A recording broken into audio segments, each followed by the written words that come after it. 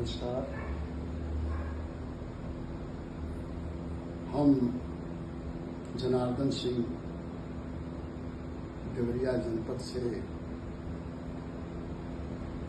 भोजपुरिया अमन पत्रिका के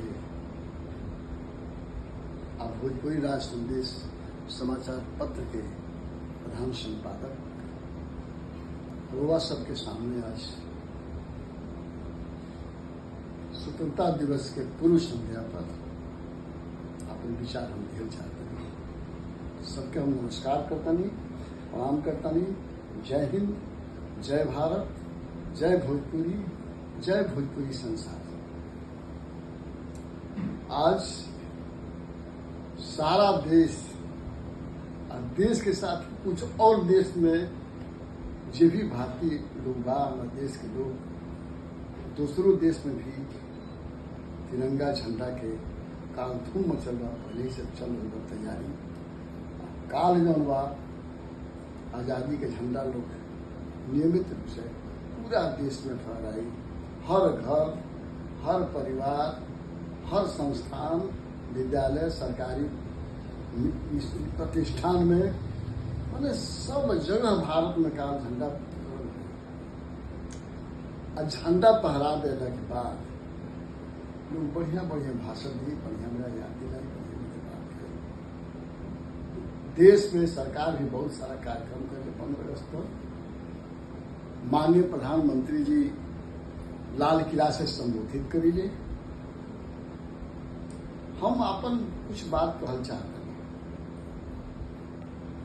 आज 14 अगस्त है और सबसे पहला कि आजादी तो मिलल, लेकिन विभाजन के जो त्रासदी देश झेलल, मानवता के संसार करके विभाजन के त्रासदी झेलल।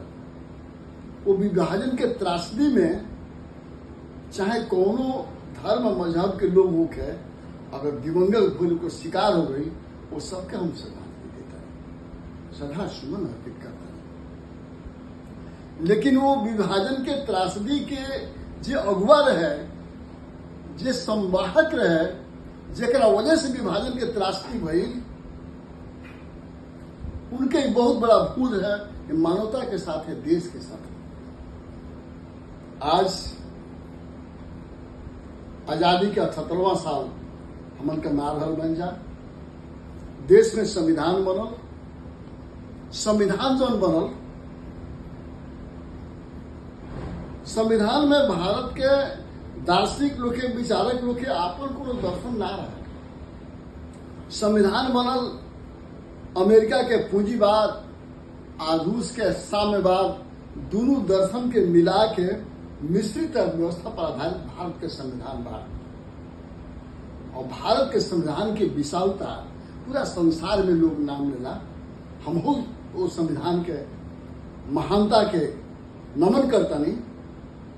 लेकिन आजादी में दो तरह के लोग रहल और दोनों लोग अहिंसावादी रहे। ये धरती के महान सपूत नेताजी सुभाष चंद्र बोस और महान सपूत महात्मा गांधी जी, इस सपूत लोग के दो धार जरूर है। दोनों लोग अहिंसावादी रहे और दोनों लोग के साथे पूरा देश के जो धरोहर लोग बा, ग्रामीण स्तर तक सब लोग के अपन अपन योगदान बा। लेकिन संविधान बनल तो संविधान में राजनीतिक आजादी मिलल, आर्थिक आजादी ना मिलल। और राजनीतिक आजादी में फंडामेंटल राइट्स में ये हो गई कि हम कुछ बोल सकते नहीं, कुछ कह सकते नहीं, पूरा छूट गया। राजनीतिक आजादी तो मिल गई, लेकिन आर्थिक आजादी ना मिलल।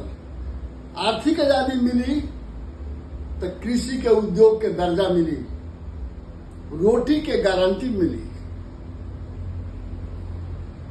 इस बहुत चीज बचे।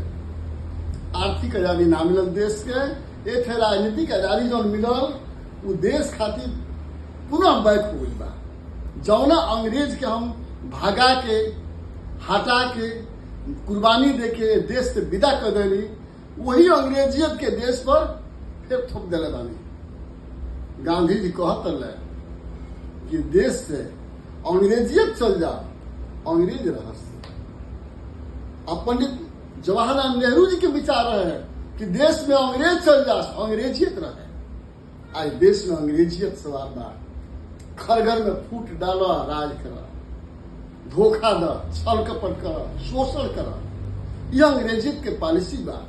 ऐसे आज भारत के नया सांस्कृतिक आजादी, आर्थिक आजादी चाहिए। भारत के आर्थिक आजादी और सांस्कृतिक आजादी के भी जरूरत बा। काहे कि भारत के लोग कहला सोने की चिड़िया रहे। सोने की चिड़िया कौन बात से रहे? ऐसे कि हर व्यक्ति के भोजन, वस्त्र, शिक्षा, चिकित्सा, आवास की गारंटी रहे, आपस में सुख चैन रहे। आज के बहुत पुरानिया लोग कहेला कि अंग्रेजन के राज निमन रहे। राज से का भाई, आ तो वो घड़ी घर में ताला ना लगे, भाई भाई से प्रेम करे। आज तो खास रिश्तेदार अगर घरे आ जा, अगर चिन्हा पर चिन्हा होके तो ओकर बारे में हम रात भर जाके देखत रह कि विश्वास नहीं है। तो आज भारत के संस्कृति, जन सभ्यता संस्कृति बटे, ये पाश्चात्य सभ्यता संस्कृति से